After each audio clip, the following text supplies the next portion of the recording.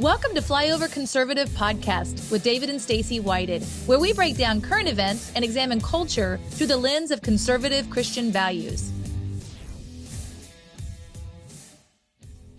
Yay! Welcome! Happy Friday. It is so good to be with you today. If you're new to Flyover Conservatives, our slogan is wake up, speak up, and show up. That is exactly what we have to continue doing every single day in our own family, in our own communities, to make a difference in our nation. And it's such an honor to link arms with you as we are waking up, speaking up, and showing up. And for the first time in a long time, we have the whole home team back together again here. Welcome back. Thank you. Good to be back. We had, you guys were gone, Avery's gone, now like the whole team's here. Yes, the whole family all back together again. It's pretty exciting. We got a heck of a show today, though, you guys. I'm super excited. We got Clay Clark coming on, talking about business stuff. We're going to be talking about 𝗕𝗘𝗢𝗄𝗧 in Colorado and all kinds of good things coming up on today's show. But seriously, if you are watching this channel, if you consistently watch this channel, one of the biggest things, one of our biggest home bases is the Rumble platform. You can see it there at the bottom, Rumble, Flyover Conservatives on Rumble. But one of the biggest mechanisms when you talk to those guys, their search algorithm and how it works, they don't really have one. But the way they do work is based on likes and comments. Yes. So if you can go in and hit the like button, that helps to boost this content up so other people can see it. And if you're like, I kind of like these guys, I've seen them a couple times. Oh, those are the guys that had this video that I liked that one time. Hit the subscribe button so you can see us and you get notified when we go live in the future. That is a big help. And go follow us on X as well. That's one of our favorite platforms. We're going to be highlighting some stories today from X. And if you like X platform, we are Flyover Conservatives on X. And if you kind of barely like us, just hit it softly. If you love what we do, then just pound it, hit it really hard. Let that be kind of the scale 0 to 10 on what you feel there. Stacey, who is today's show brought to you by? Today's show is brought to you by Fern Valley Soaps. Absolutely love Sandra Fry. It is a family-run business. It's Sandra and her daughter, Stacey, that run this. It's goat milk soap, and we absolutely love them. They are such an incredible patriot family that loves our country, loves Jesus, but also loves our dads. So Father's Day is coming up. It's just around the corner, and you're like, what do I get my dad? This is truly a great gift from Fern Valley Soap. When you use the promo code FLYOVER, you get 20% off. But I wanted to talk about some of the different cool things they have. When you go to fernvalleysoap.com, at the very top, you're going to see about your dads, and then you can click on that to shop. Look at that little Papa Bear logo. I know. I was like, man, you get this. Like, if you have a Papa Bear logo on your gift box from your kids, He'll be like, a little tear, I little tear to your eye. But they got a cool little kit here. Talk about the kit. They really do. So great soaps that are made for men that smell really good. In fact, I wanted the guys to smell some of them, but names like Spiced Mahogany and Original Woodsman and Tobacco Bay. These are things that you guys absolutely love. This was kind of a cool one. Mahogany. Yeah, so this one here, I wanted you guys to smell them because they smell really good. Dragon's Blood. Smell that.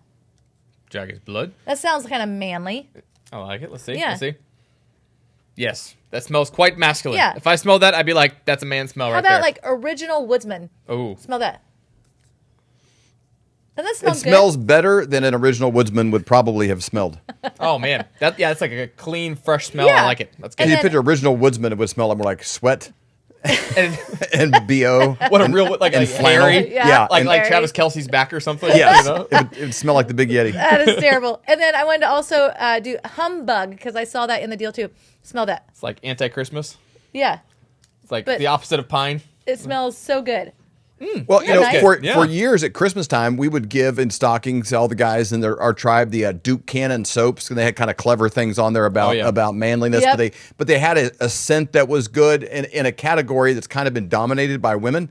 And to have a manly kind of product that kind of smells like productivity and prosperity and abundance. This kit has a couple different soaps in it that are like manly picked out things, but they Scents, also have yep. cologne in them. Alcohol-based cologne, which that makes it stick longer, smells longer. A lot of guys like to put cologne on, and it might last for like the first hour of a date or something like that, but by the end, it's not there. Any alcohol-based colognes last a long time. And they're great for you. One other thing I wanted to talk about, because it's my very favorite soap. I actually travel with it, but it's really a manly thing. It's Humboldt Hands. That's their #1 selling product at Fern Valley Soap. What I like about this, though, is it has walnut shell in it, so it's an exfoliant. So let's say that your men are working out in the yard and they're with mulch or something with paint or with oil or any of those different things, when they use this, it comes right off of their hands without all of the chemicals. It's really obviously great for them because it's made from goat milk as well as walnut shells. So this is just a really great product that they're going to absolutely love. So when you go to FernValleySoap.com, make sure you use the promo code FLYOVER for 20% off. And they have the same original Woodsman smell, but in the in the Humboldt hands. But that They do. Humboldt has this exfoliant on it that's really good. So if you work with grease, you work with stuff that kind of gets stuck, or I used to wash dishes, you get butter caked up to your elbows. Yeah, exactly. Real gross, but you need something that's some sturdy, some soap with some strength behind it. And a man soap. So I would say get you're like, okay, this is a lot of stuff. What do I get for them? They have that package there that has all the cool stuff, and it's already packaged. It's already gift wrapped. Mm-hmm. It's all set for the guys like that. It's all cool. Don't even need to extra wrap it. It's already wrapped up. Looks great. And when it comes, they come really nice. It says Papa Bear on it. Yep. But then throw in an extra Humboldt hands. I'm telling you, that's a really, really good one. He could have one in his workshop, one outside, one in the garage. Just gets back from mowing or whatever. That's a good one to hit. It really is. It's a great, great soap. All right, Mr. 𝗦𝗢𝗢𝗢𝗢, what's up? Well, in the state of Colorado, there's been a lot of dust up for a number of years due to mail-in voting, a lot of things. Colorado sort of went from being a kind of a conservative state to kind of purple to now very blue. It does kind of lead the parade in a lot of things when it comes to what I consider leftist ideology. And we're going to draw attention to a very specific story that we've been tracking for a number of years here at the Flyover Conservatives. But I want to pose to our listeners this idea. If you listening to this right now while you're on the treadmill or mowing your grass or whatever you were doing, let me present to you this idea. What would you do, personally, what would you do if you're responsible for overseeing a county's general elections and discovered irregularities in the way that the votes were being counted? Okay, consider this. You begin to suspect that your own superiors and the political interests that they serve may be behind the suspicious activity. Who would you turn to? How would you protect the evidence before it could be destroyed? This is exactly the situation that 𝗕𝗓𝗢𝗓𝗢 found herself in. As the county clerk of Mesa, Colorado, Tina took the responsible step of asking a technical expert to take a secure snapshot of the county's computerized voting system, a step intended to ensure transparency and integrity in the vote tallying process. What that snapshot revealed was deeply troubling signs that the system had been manipulated and the votes totals were being altered. Tina did what any honest public servant should do. She reported the irregularities. But instead of being praised for her integrity, she was prosecuted. 𝗕𝗓𝗢𝗓𝗢 has been sentenced to 9 years in prison. She's already served 7 months behind bars. Many who have reviewed her case believe that she is being punished not for wrongdoing, but for daring to expose it. A political prisoner in a country that's supposed to stand for justice and free speech. And no matter your political affiliation, if you believe in transparency and accountability, now is the time to speak up. And there's a lot of attention coming to 𝗕𝗓𝗢𝗓𝗢 in her case. Laura Logan has been presenting this online, trying to get the attention of President Donald Trump. Patrick Byrne, Carrie Lake, so many people familiar with this case. It's one that if you hear, you're like, oh, well, she must have done something wrong. Put yourself in this position. You're in charge of your county's election integrity. You're the county clerk, and you notice an irregularity, and you're suspicious of the chain of command. You simply just took a snapshot of what you were seeing to document the evidence that's being altered. We're seeing this over and over in our country, that people are being punished, again, just like 𝗕𝗓𝗢𝗓𝗢𝗓, not because they did something wrong, because they exposed it. You think how ridiculous it is with Doge. The outrage over, what do you mean? There's millions of dollars being funneled from USAID back to Politico. It's like, well, you're punished for highlighting flaws and fraud, not rewarded for it, which is kind of a crazy thing. To catch you up to speed just a smidge more, if you've kind of lost track of this in the latest distractions in the media circus, we'll play a quick clip for you here about 𝗕𝗓𝗢𝗓𝗢𝗓 and how she got to where she is. 𝗕𝗓𝗢𝗓𝗢𝗓. According to the media, I'm a Trump-supporting election fraud conspiracy theorist, guilty of perpetuating the big lie. You may have gone to bed thinking this election was headed one way, and then you woke up and you saw things were different and maybe... In full transparency, I did support Donald Trump in 2020, because I sincerely believed the alternative would be harmful to the future of our nation. By admitting that, I realize I've already lost some of you. That's how polarized and divided we've become. Politicians and the media have done a good job in wiring our minds to distrust anyone who thinks differently. The biggest terror threat in this country comes from radicals on the far right. It's not just the far left wackos. It's always been a game of divide and conquer. To gain the power and control they desire, our selected leaders will stop at nothing to destroy the lives and reputations of anyone who dare call out their big lies. You're not going to get COVID if you have these vaccinations. President Biden has tested positive again. Perhaps the greatest flaw in our human design is our propensity to forget. Nicotine is not addictive. Weapons of mass destruction. It seems every 4 years, the losing side cries that our voting machines are too vulnerable. It is the voting machines that pose some of the greatest risks. And when they win, they claim this is the most secure election in our history. Most secure in American history. A very safe and secure 2020 election. The 2020 election was the most secure in U.S. history. If our nation's voting machines were so vulnerable in the 2016 election, what changed in 2020? Nothing but the narrative. Before I was known as a crazy conspiracy theorist, I was a cancer survivor, a wife, and a Gold Star mom. In 2018, I was elected by the people of Mesa County to serve as their elections clerk and recorder. After the 2020 election, I was contacted by numerous individuals who all shared concern about the integrity of our local voting system. Considering my vantage point, I was certain that if there was any election irregularities, I would be the first to see them. It wasn't until the city council elections in April Here's a look at the unofficial results that I began to see things that I couldn't unsee. What I witnessed with my own eyes warranted a thorough investigation. Former Mesa County Clerk Tina Peters sentenced to 9 years of incarceration. The former Mesa County Clerk and Recorder is demanding her release from jail as she challenges her election interference convictions. Peters is asking a federal court to free her from jail. Wow. Okay, so Tina, we know her quite well. We've interviewed her on multiple occasions live, as well as had her join us on, from her house to ours. So we know her well. She's a really great woman. It's hard to believe that she's behind bars. And so we're like, what do we got to do to help to get this information out there? She's probably the last American that should be in jail. That's exactly right. The least among us that should ever spend time behind bars. And on Memorial Day, she recorded a video just kind of covering some of the cases, some of the stuff going on. And I know it was passed on to Trump. I know that they're actively looking at this case. But check out this video she had from Memorial Day. We did subpoena Mike Frontera, Dominion's lawyer, but they found a way to not let us have our witnesses.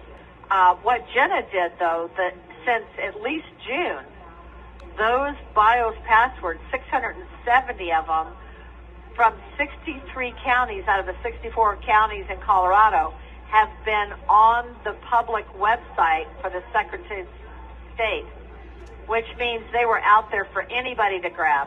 Anyway. She should be locked up, and they should throw away the key and let me loose. Yeah, we need a prisoner swap. Yeah, for sure. So you think that this election in Colorado was definitely compromised because of the leaked passwords? Oh, always. Yeah. In Mesa County, they were finding fraudulent ballots. They were finding the same person was signing the ballot envelopes, and they brushed it off like it was nothing. And as a matter of fact, what Jenna Griswold did with the passwords, she knew while I was going through the trial that was out there and did nothing. So those passwords were leaked out there during your trial before your sentencing? They were out there since June, but she knew about it and didn't tell the clerks about it. And now she's apologizing to the clerks. She should apologize to the American people, or at least the people in Colorado, But there were other passwords besides just for Colorado, I've heard, for the United States in there for Dominion machines. So you think some of our other elections in other states could be compromised because of leaked passwords for the Dominion machines? Absolutely. Absolutely. That's what's going on with the cartel in Arizona and Michigan. And, you know, I was so happy when I saw Florida for Trump and all these other places. But just remember, Dominion's headquarters is in Colorado, Denver, Colorado. Yes. And also, most people don't know that Dominion is out of Serbia as well. And then and if you can play that video by Gary Brunson, the 30-year CIA whistleblower, you will, or look at the transcript, you'll see exactly how this all started with Hugo Chavez in Venezuela. And that's why this stuff with Patrick Byrne and all that's coming out, it leads all the way back to Venezuela and then the corruption worldwide. Wow. It breaks my heart to see her there because we know her.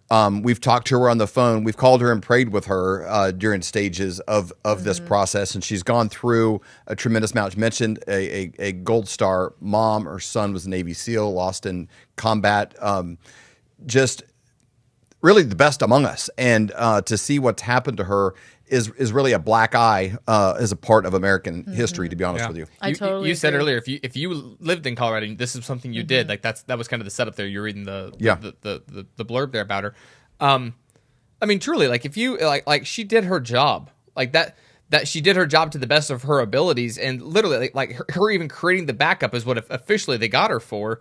Her creating the backup was because she was trying to actually get through the data. Like that to me, I'm like in an era where there is so much corruption, in an era where there's auto pens and all this other stuff, when you have somebody that like genuinely, in spite of whatever the results would be, was searching for the best result for the people that she was elected to represent, and she gets put in prison. I mean, seeing her in the prison cell there on the phone with the orange suit, you're like, of the people that should be in orange suits, that is one of the last ones I would have on the list. Well, the message that's sent is don't ever stand up against the establishment. Don't ever speak up. Don't ever you do what you're told, and you operate according to a hierarchy. Just follow orders. Do what you're told.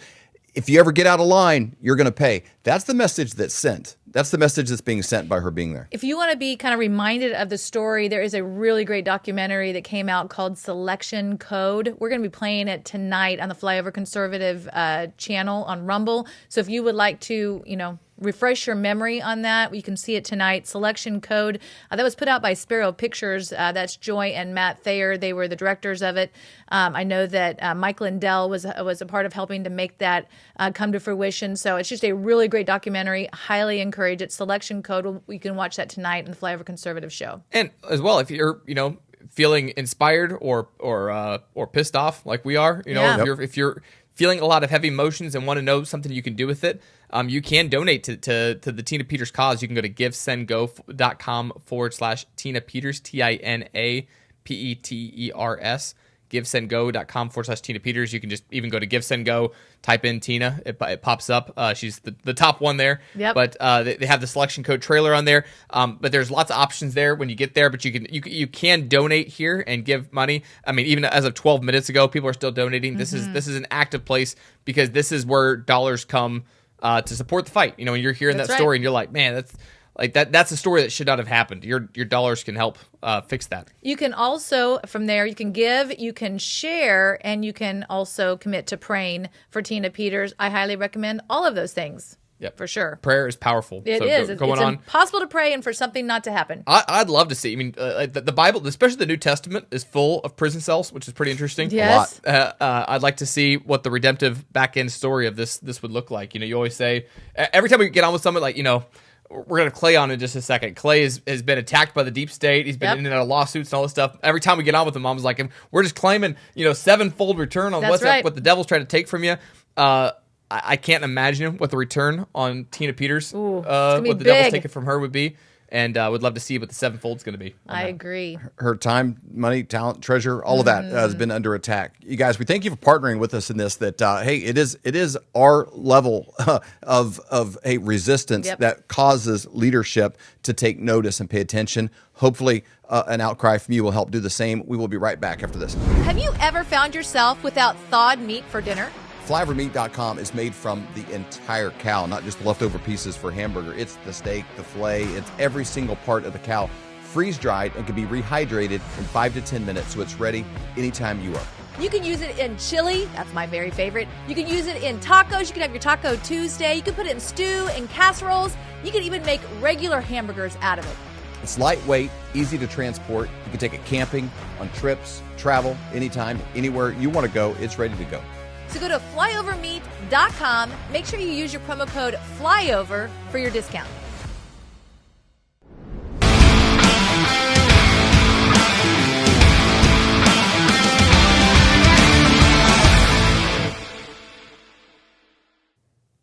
When I was young, my dad gave me a promise. He made me promise him two things. Number one, that if something ever happened to him, I would always stay in the church. He said, if you stay in the church, you're not going to veer too far off the path. And number two is that I would listen to, watch, or read everything ever made by Jim Rohn. And Jim Rohn's a great philosopher, a great thinker, and I love the paradigm, the way that he looks at life, the lens that he has for life. And one of my favorite quotes by him is on leadership. And he said, the challenge of leadership is to be strong but not rude, be kind but not weak, be bold but not bully, be thoughtful but not lazy, be humble but not timid, be proud but not arrogant, have humor but without folly. And very few people, I feel like, live up to that standard.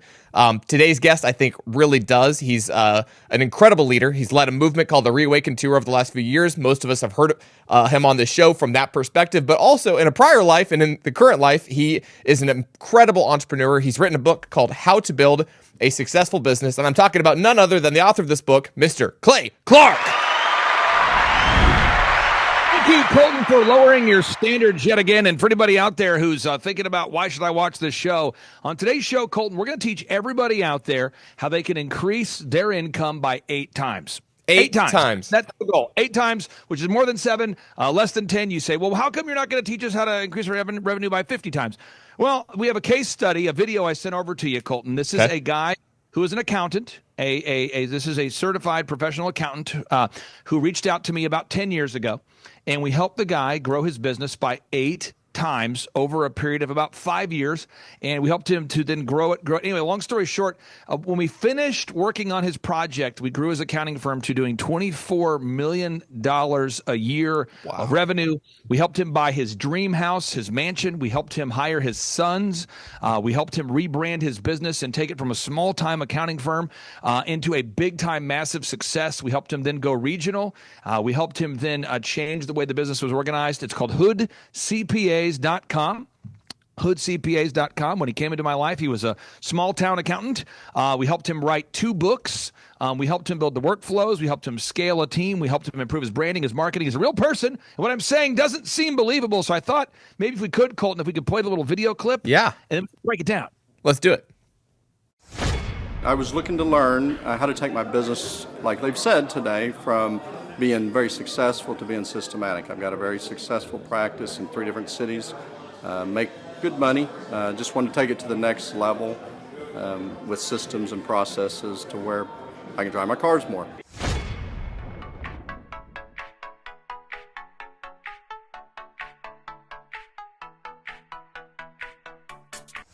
Paul Hood. I've been a CPA for 33 years. And what kind of growth have you and your great team had here over the past, let's say, 5-6 years? The last 5, when I met you 5 years ago, we were doing $3 million. This year we'll do $24 million. It's immeasurable, Clay. You know, earlier I had mentioned we brought in like 400 new clients organically in 3 months, 2.5 months. All of them were what's called inbound leads, meaning they reached out to me. They weren't referred to me by another client. They were actually Googled, and CPAs, and they looked at reviews and videos. And so, when you and I first met, I said, people don't look for CPAs on Google. They call their friends or whatever. And you smiled and shook your head and said, okay. And you set out to prove me wrong, and you did. And so anybody, especially in the service business, you can call me, and I'll tell you that I didn't believe Clay Clark for a minute, but it has magnified the reach that we have. And what it's done for us, Clay, it's allowed us to be selective on what clients we take. And these clients are calling us. They literally, we don't have to pick up the phone and call them. They're calling us. And it's 100% off of Google searches. So I'll admit it right here. You proved me wrong. Wow, what a testimony. That's a real guy. His name's Paul Hood. He's a CPA. And so I want to break it down for everybody watching today's show. If you're self-employed or you want to be, there's 5 steps everybody can take. And again, for Paul, step 1 was coming to a workshop. But let's break it down here. So step number 1, is it time to look for we're talking about this look under the hood for your business. His name is Paul Hood, Hood CPA. So hopefully it gets stuck in your head. But 1, you got to make sure that your marketing is optimized. Now, what does your marketing mean? It's who are your ideal and likely buyers? Who are they? So you say, what does marketing mean? Marketing is how do you get in front of your ideal and likely buyers in a scalable way? So let me give you an example. There was a time in my life, age 14 through age probably 18, maybe age 12 to age 18, where I really was obsessed with basketball. Okay. I would go to 3-on-3 basketball tournaments. I would do basketball incessantly. I was just everything related to basketball. I wanted to go to NBA games. I watched NBA games. I read Slam magazine. And my niche, my obsession was basketball. And so if you were someone selling basketball products, basketball shoes, basketballs, basketball jerseys, I was your guy. And I would buy all of it regardless of how much money I had or didn't have because I was obsessed with basketball. Now, as a father, my kids, a couple of my kids are into cheerleading. And so we've got 5 great kids, and I've got 3 of them that are really into cheerleading. So that means the fake hair you're required to wear, oddly enough, for the tournaments, a lot of hairspray. There's spray tanning. There's uniforms there. And so all I'm saying is if you're watching today's show, it's really important that you take a moment and you write down who are your ideal and likely buyers. Because if you're marketing cheerleading, that's very different than if you're marketing basketball, which is very different than if you're marketing accounting. And so my step number 1 with Paul Hood is I sat down with him and I said, Paul, who are your ideal and likely buyers? And we discovered that his ideal and likely buyers are business owners. Business owners. So that's half of his audience is business owners. The other half was individuals who pay taxes, called everybody. But we had to figure out, okay, well, what's the best way to reach these people? And we created a 3-legged marketing stool. And so for Paul Hood, his 3-legged marketing stool went like this. 1, we wanted to make sure that every business in the Tulsa, Oklahoma area, we called them and asked them if they'd be willing to schedule a free consultation with Paul and his team. Okay. And if you're a business owner, that's a very active marketing. That's going out. That's hunting, not just fishing. You're going out and getting the people.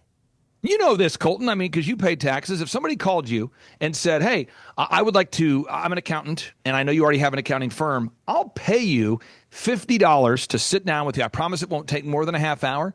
And I'm going to show you how I could reduce your taxes by $1,000 a year or more. And I promise it won't take more than a half hour. Most business owners are at least willing to consider that. Yep. So with Paul Hood, the 3-legged marketing stool, step number 1, we started outbound calling very aggressively. Step number 2, this is 3 legs to the marketing stool. Step number 2, we had to optimize the website so that when humans on the planet Earth were looking for accountants, they would find him. So when people who are online looking up CPAs or accountants, they would find him. And the third thing we did is we found out there's a local morning show that is typically watched in Tulsa, Oklahoma, where they talk about news of the day. And it's kind of a lighthearted local mainstream media show. And we found out it was very, very inexpensive to advertise there. Okay. So the 3-legged marketing stool we did for Paul was top of Google. We did the Google optimization. We did the outbound calls. And then we also did the local TV appearances. And if you're watching today's show, there's going to be a different marketing plan for you than there is for Paul. And at the workshops, I promise everybody who comes to our workshops is going to leave with a strategic marketing plan. But Colton, I think what happens is a lot of times there's a lot. You mentioned a Jim Rohn quote. I'm going to read you the Jim Rohn quote that's to the right of my screen here. Okay. Jim Rohn said, winners do not negotiate with themselves. They do not wake up and ask, should I work today? So he goes on to talk about how, people who are successful have clarity about what they need to do every day. Yep. And Paul, to his credit, he was a very physically fit, focused guy. He loved fitness, and he's a very diligent man. What he didn't have, though, was a plan. Even though he was a diligent man, he didn't have a plan. And so he was trying magazine ads and Facebook ads and YouTube ads and Instagram ads and TikTok ads and mailers and every trade shows. He was trying everything, billboards, and nothing was working. But Paul knew that we could help him grow his company. He knew enough. So he went to thrivetimeshow.com, and you heard him there. He came to a workshop, and we literally helped him achieve all of his life goals in 5 years. Wow. Every goal he had, the dream house, writing the books, hiring his kids. Those were all things that were off to the side that he thought, hey, I've been doing this for 30 years. I don't know if it's going to happen. And we helped him get it all done in less than 60 months. Literally, it was less than 60 months. And so, Colton, I know that's a lot. No, it's great. Well, your listeners might have about marketing. Yeah, well, if you're starting out here and you're listening and you're like, okay, what's this conference? Like, I love that testimony. That's great. It is not too late. If you're watching this right now, it is not too late. June 5th and 6th is the next business conference. I think life rewards those that take massive action on opportunities, and this is one heck of an opportunity you have coming up on June 5th and 6th. I've attended a lot of seminars in my life. I've been to probably hundreds. I mean, since I was like 5 years old, I've been attending seminars and trainings and business conferences and all kinds of stuff. Usually, they provide about 10% value and then end with about a 90% pitch that if you really want the good value, now it's a $20,000 conference you got to go to. It's over here. It's in a private island that we got this thing, and you kind of get arm barred. You're like, you got this much value, this much pitch. And at yours, it is like 99.99999% just value in your face. Any questions you have about running a business, you are there to answer them. From marketing to sales, I've heard somebody ask a legal question before. I've heard somebody's like, hey, I got this idea for this product, but I wanted to patent it. What would you do for patent? Like whatever question you have for business is at your disposal with Clay, and you keep the room small enough that you can truly get through all the questions. I've never been to a training quite like it. You have Tim Tebow there. There's llamas there. There's helicopter rides. There's ice sculptures. Like there's never a business conference that's more fun but more value focused than this. And if you're watching this and it's June 4th, you have time to get there and get down there June 5th and 6th in Tulsa, Jerusalem, and Tulsa, Oklahoma. It is one of the best business conferences ever. There is another one coming up in September. If you're like, hey, June 5th is the day that I am, whatever would stop you from going.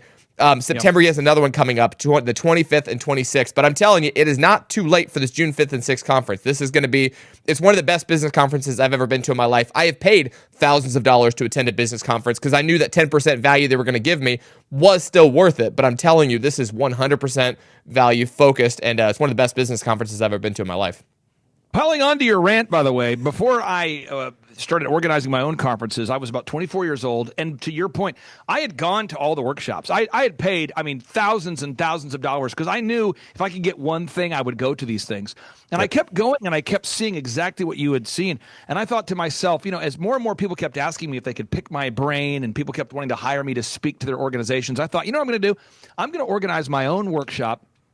This is my 20th year, by the way, doing that workshop. Okay. And by the way, Colton, this is my challenge to you. At the last workshop, your dad was telling me you are the world's best cash flow board game player, Robert Kiyosaki. And I promised your father, I said, I will make sure that I tell Robert Kiyosaki that on the phone and in person, and I will bring up Robert Kiyosaki and Colton at the same time so they can meet. That happened. So my next promise I'm making to you and to your audience is I'm going to pick on you a lot in a good way at the upcoming workshop. I'm going to bring you up a lot, and I'm going to bring you in a lot of other case studies and success stories because people don't know this.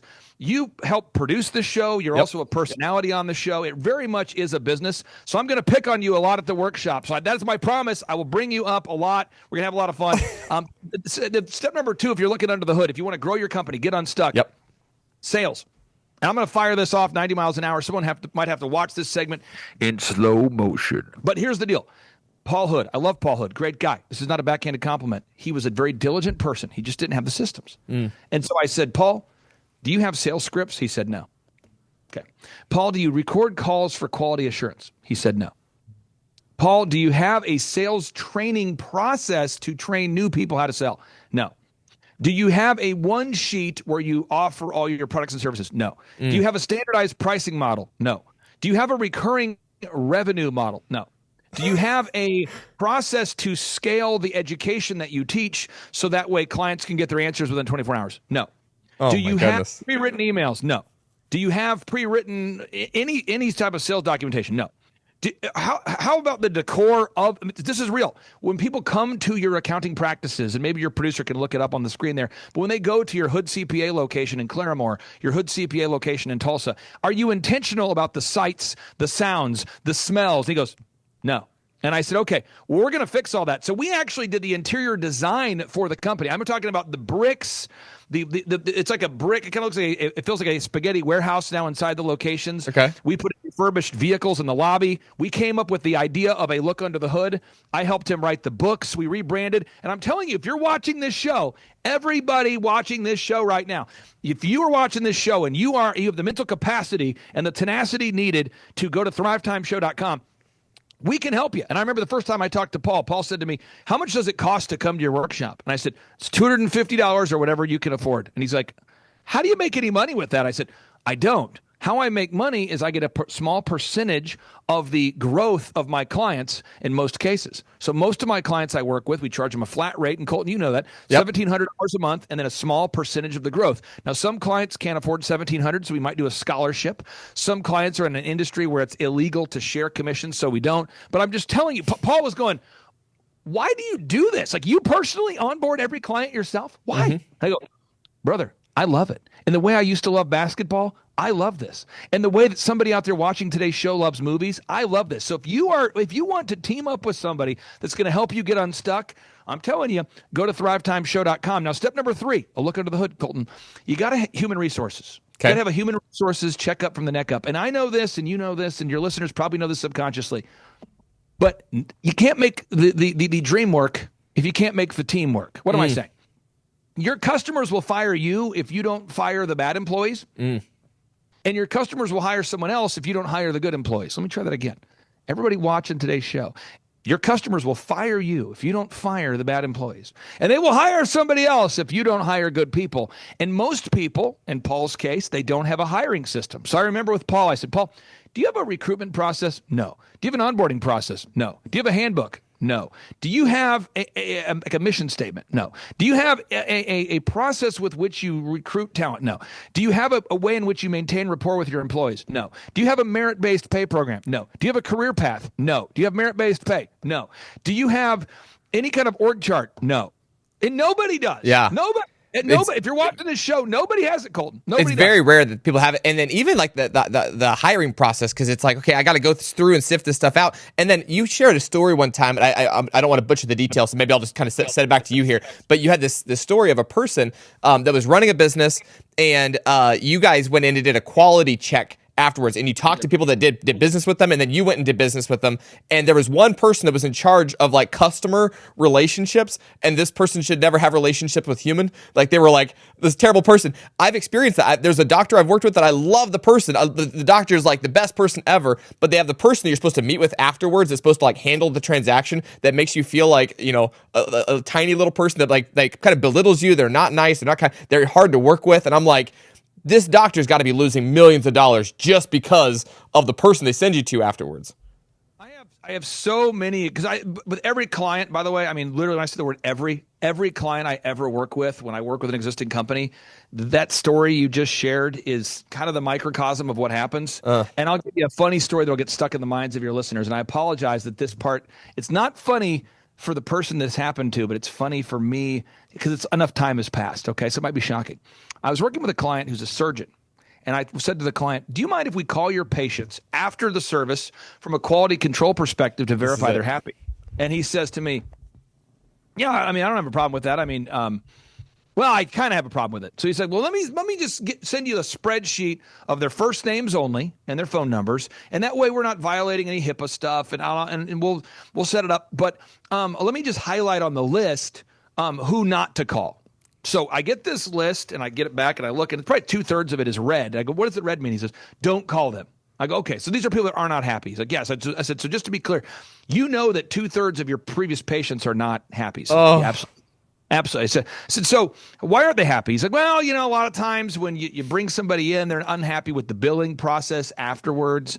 And I'm going, what do you mean a lot of times they're unhappy? And he's like, I mean, almost everybody who works with me is a little frustrated with the payment situation. And we discovered, step one, his marketing was really good. Step two, his sales process was crazy. There was no documentation. There was no standardized processes. So everybody that we called, I'm not kidding, everybody we called, we're calling customers to see how happy they are. We would call and go, boop, boop, boop, boop, boop. Hey, I'm calling on behalf of Dr. Such and Such. Is this such and such? Yeah. Hey, we're just doing a quick follow-up post-operation to see how happy you are on a scale of 1 to 10. If 10 is happy and 1 is terrible, just kind of tell us your feedback. And they go, it was awful. It was awful. I literally got quoted this, and they charged that. They said my surgery would be on this day, and it was on that day. Everything about the experience was bad. I said, anything else I could add? They go, it'd be really nice if when I walked into the cosmetic surgery center, if there wasn't blood in the consultation room from a previous patient. And I go, no. What did you just say? And she says, I walked in there and apparently they had just done a facelift. And so, no, real. It's real. It's like something out of a horror movie. I'm going, and I'm thinking, this has got to be an isolated instance. So we're calling through it, and another guy's like, yeah, I mean, I think just the one thing that was kind of tough for me is like I walked in on another patient and they were under the anesthesia. Oh, no. And I'm going, so you start calling, you go, so I call the doctor. I said, doctor, are you aware that multiple patients are saying that that the technicians are leaving body parts and blood and in the room after the procedure? And he goes, yeah, I've been trying to get onto the guys. They just don't do a lot of cleanup after sometimes I go, so you mean you might have a surgery on a Thursday and no one cleans up that surgery room till Tuesday? And he's like, yeah, and he knew it. So what I'm saying is you move on to step number 3, human resources. He knew that his janitorial service, these are medical grade janitorial service people, these subcontractors he hired to come in after surgery and clean up. He knew, Colton, that they were not cleaning up the medical exam and surgery room after this is real. And I'm going, oh.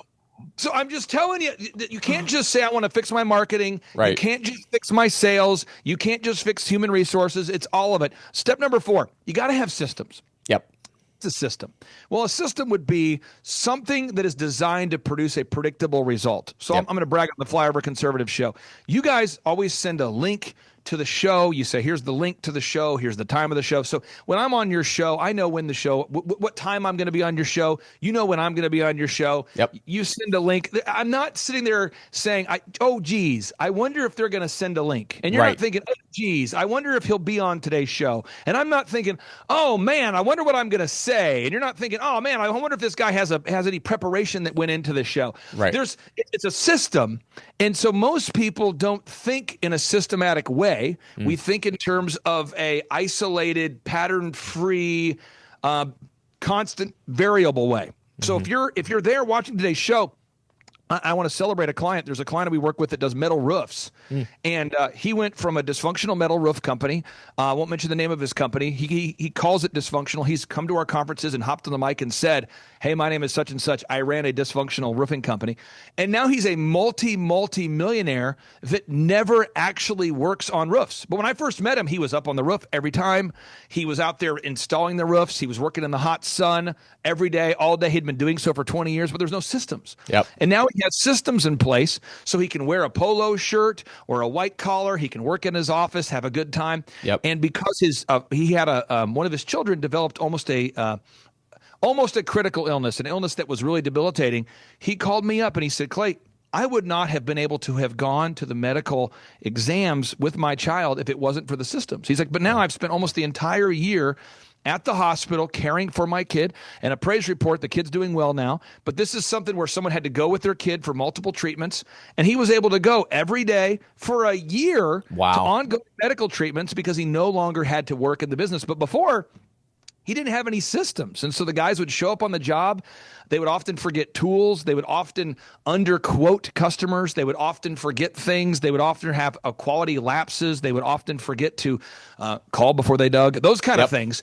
And now they're a very successful company. So again, everybody out there, cosmetic surgeon, doctor, dentist, lawyer, hardware store, wedding photography business, I don't care what business you have, you've got to have systems. And Colton, I think, with your show, I mean, you have a system for the thumbnails. Yeah. You have a system for the title tag. Yep. You have a system for how they're edited. Could you share with the listeners just a little bit about some of the systems? Because people see the great show, but I don't think they know that you guys have checklists upon checklists to make this thing happen. Oh, yeah, absolutely. Well, everything has to have a checklist. It has to be systematized. Otherwise, it doesn't happen. You miss a step, something doesn't happen. I read a book once called The Checklist Manifesto, and it was basically on like every good company, every good business, if you're a pilot, you got to have your checklist, because if you forget one thing, the plane goes under. I'm very, very big on checklists and constantly working on the business. It was one of the questions when we started working with you. You said, okay, this is how many hours it takes to run your show. This is how many hours it takes for you to be working in Flyover Conservatives. How many hours a week can you dedicate to working on Flyover Conservatives?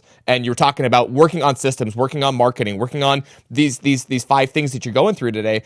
And I think we had like 10 hours a week that we could do at the beginning there. And whether it's a roofer and you're swinging the hammer and you're fixing your roof or whatever you're doing, you got to have the hours that you work in the business. You can't get past the fact it's a lot of work to run a business. But then in addition to that, you have to work on the business and work on some of these systems, work on creating them. And that's how eventually you can stop swinging the hammer. You can stop being on top of roofs, and you can wear a polo to work and live the kind of life that you want, because you did what other people weren't willing to do, which is work on the business and work on systems. But a lot of people don't know what those systems are or how to build them or how to do them. Definitely come to the conference, but definitely everybody should get this book as well. When you read through this thing, I mean, this has the systems in place. It has the 3-legged marketing stool. It has everything you need to know to run your business. Now, again, just echoing what you're saying here, you got to have the systems in place. Now, this final step number 5, is it's all about accounting, or you might call it accountability. So in my mind, accounting and accountability are the same part of the business. Yeah. So what does that mean? So today I have a haircut chain. It's called Elephant in the Room. Maybe your producer can pull it up to provide proof that it's real. We have 4 locations. And as God is my witness, and I wish that I didn't have this reality, but it's true, we're remodeling our South Tulsa store. And as we were remodeling the South Tulsa store, the water went out at our downtown store, and the power went out at the South Tulsa store. So, as luck would have it, the power went out at our South Tulsa store. So, Colton, when we're cutting your hair and there's no power, that's tough. When there's no water at the other store, that's tough. So that's the kind of messy middle. And so what does accounting have to do with accountability? I had to make the tough call. I had to say, here's what we're going to do. We're going to divert our customers from the store that doesn't have electricity to the other store. So we did that. And I said, well, since we don't have power there, let's take advantage of this opportunity and let's go ahead and remodel that store while we're down. I mean, since we're down, let's go ahead and remodel it. Let's supply generators. Let's get the contractors in there. We needed a window to do it. Let's go ahead and do it now. And so we were able to do that. But again, it comes down to accounting and accountability. You say, what does this have to do with this? Accounting is how much money do you have left at the end of the week. It's not how much money you make, it's how much money do you have left at the end of the week. And accountability is, are people doing what they're supposed to do? So bragging on Paul Hood with Hood CPAs, once he knew these systems, he really leaned in to managing his team. And he really leaned into the idea of, okay, to make my company work, now that we've spent the first year building all these systems, now we have to hold people accountable to doing it. I mean, once we know the systems, it might seem boring, but we've got to bore down. Once it might seem boring and tedious, but we've got to bore down. And so once we got the initial events done, he really leaned into accounting and accountability, and we helped him scale his company from, again, $3 million to $24 million plus. He used to get 400 inbound leads in a typical year. Yeah. True story. And you heard him in that testimonial. He got to a place where he was getting 400 inbound leads a month. Wow. And so, and I just encourage everybody out there, and you say, well, Clay, how come he's not a client anymore? Well, a lot of my clients wish to sell their company. And so a lot of my clients, they get to a certain point and they want to sell the company and they want to move on to other things in their life. And that's what happens typically. And that's why we work with most clients for 6 or 7 years. So calls to action for anybody watching today's show. This is great stuff. Call to action number 1. There's 3 calls to action. Go to thrivetimeshow.com and find a way somehow to get to our in-person workshop, whether it be Tim Tebow in June or whether it be the September conference with Eric Trump. Again, it's September in Oklahoma, September 25, 26. There's Eric Trump, Julie Green, Amanda Grace, Dave Scarlett. And I put the names of some of the faces on the flyer, but you know this. I pick on a lot of people in the audience in a fun way. I don't like throw people under the bus, but I bring up active clients so they can share about implementation. So there's really probably 50 faces that should be on the flyer, but that's September 25 and 26. And then June 5th and 6th, Tim Tebow. So step number one, go to thrivetimeshow.com, request those tickets, or you can text me directly. My cell phone number is 918-851-0102, 918-851-0102. And if you want a chance to win backstage passes, just use the promo code FLYOVER when you request your tickets. You have a chance to win backstage passes. Also, if you use promo code FLYOVER, you do get a substantial discount on VIP tickets. So again, and as of right now, as of this very second, we have 7 tickets remaining for the 𝗕𝗘𝗢𝗄 Conference, June 5th and 6th. 7 tickets remaining. We only accommodate again, at our September conference, there'll be about 450 people in the house. Our typical workshops, we have just a couple hundred people, so it's very interactive. That's September 25th and 26th, Eric Trump, June 5, 6, 𝗕𝗘𝗢𝗄. Call to action number 2. If you go to thrivetimeshow.com/free-resources, it's a lot to type in there, but thrivetimeshow.com/free-resources, thrivetimeshow.com/free-resources. If you go there, you can download every book I've ever written for free. And I'm always working on another book. So like right now I'm working on a book. I'm always working on a book. So I've written 30-something plus books, but I'm always working on a book. And so every time I write a book, obviously you can buy it on Amazon, but if you want to download it for free, you can get that at thrivetimeshow.com/free-resources. And then perhaps the most important step you can take today is go to thrivetimeshow.com and click on the testimonials button. This right here is the homework everyone should do. It costs you nothing. And when you go there, there's 2,000 success stories of real people just like you that have had massive success. There are over 2,000 video case studies and success stories.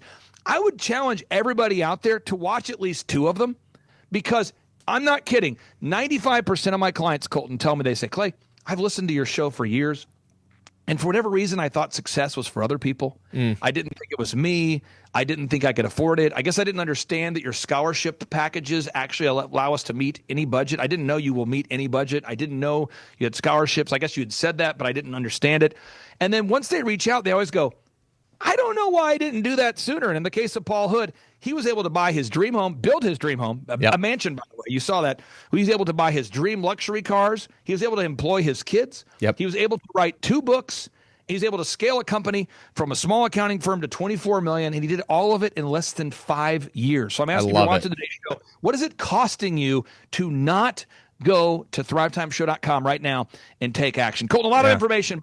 No, it's good. And you started out this whole thing by saying, what if you could 8x your income? And I challenge our listeners, what would that look like to you? If you're listening to this today and you're, you work at a company, or you own a company, or you're, self-employed, you're a business owner. If you next year were able to make 8 times what you made this last year, what would that look like for you? What would your life look like? What would you do differently? What would look the same?